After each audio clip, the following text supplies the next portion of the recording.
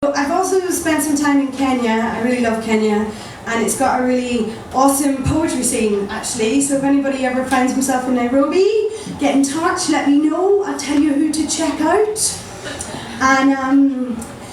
And this is about a guy called Elijah who I bought some records off in Kisumu. Record keeping. Elijah, that one, no teeth.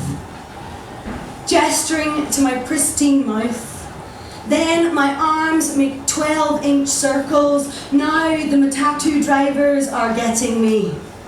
Elijah's wobbly skyscrapers of African records, dusty as the potholed tracks, was the only vinyl I found in Kenya. When I went back, his shack was a crack between the tin of mirage shops and hair salons. Despite half a decade, he remembered me. I got Ghanaian high life, South African Kwaito, and a Ugandan style whose name I can no longer recall. I tell the Nairobi recording studio that orders European vinyl online that in Kisumu there's a crumbling cave of a continent's expressions that are almost as lost as Elijah's teeth.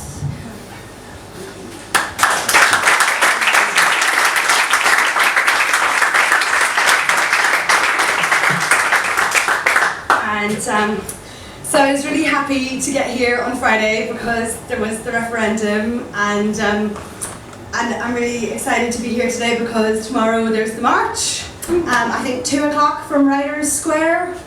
Is that right? Going to City Hall. So please get down. It'd be lovely to see people there, and I think that this is a really good time for like people in the north to really use the momentum of what's happened in the south to try and make Northern Ireland come into line with the rest of the world and stuff, which would be nice for once. And this is kind of like an amalgamation of strange things that people have said to me, like random strangers who I don't know. How do you have sex? How do you do it without a... Do you just kiss? Will you kiss for us? What if every sexually active adult got this kind of interrogation? Hi, pleased to meet you. Are you into that old 50 Shades of Grey, are you? Have you got the time there, love? Who goes on top? And of course you're interested. You're a 12-year-old East London black boy, or a 25-year-old Moroccan who sleeps on a couch in a London squat, or you're a random man on the bus or the train who just won't shut up. And somehow it came up. Perhaps I turned you down when you offered to lick my ass crack on public transport. Or perhaps my butch girlfriend gave it away, standing in the doorway when I asked you to please stop throwing crab apples at me. Or perhaps you shouted across the plane aisle, "Oi, Ginger! Oi, butch! It's right free! You can get any man you want!" He was actually from Northern Ireland, so it was very embarrassing. But what I can't get is away from any man that I don't want conducting a conversation with me like I'm whole. And they're the power tip that will fit. And everybody tells you that this sort of plug works for every socket, so you take it home and you try it. From small to large, you just can't form a connection. So you take it back to the shop, and the man gives you that look that you just didn't try it properly look. That you just need me to show you how it's done look. I'm a cave woman discovering if you rub the right 2 stones together, you get fire. I've got 10 of what he's got. I can go as long and as hard as you like. And I know there's no such thing as a universal charger.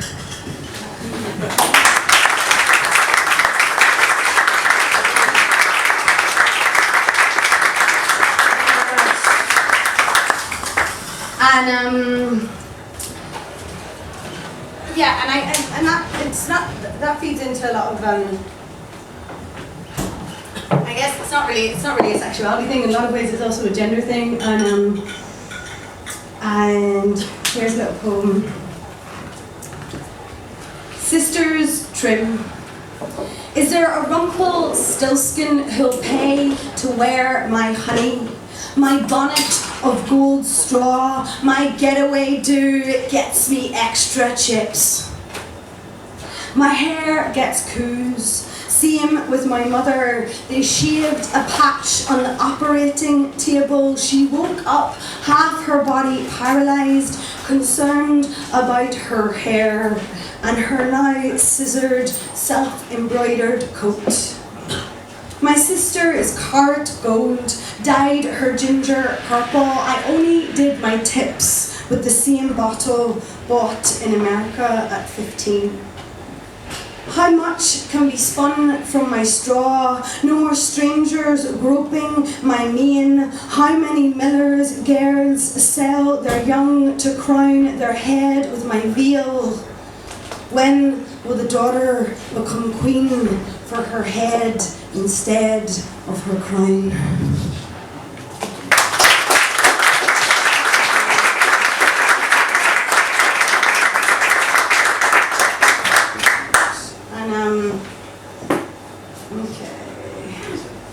So, I'm really interested in those times when you kind of come to these realizations about things, and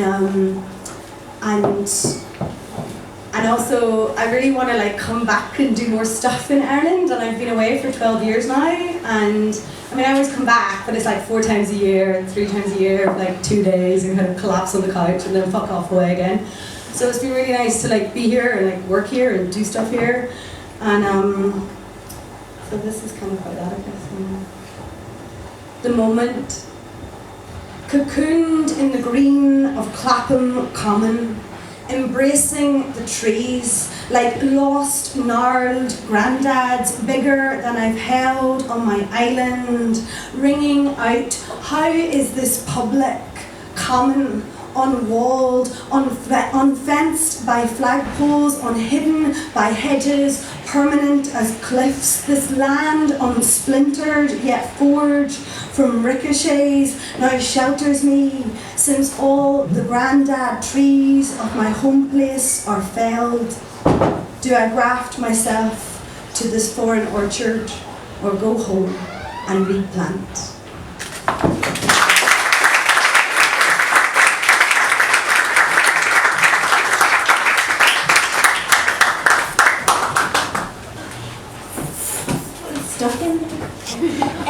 Okay, thank you so much.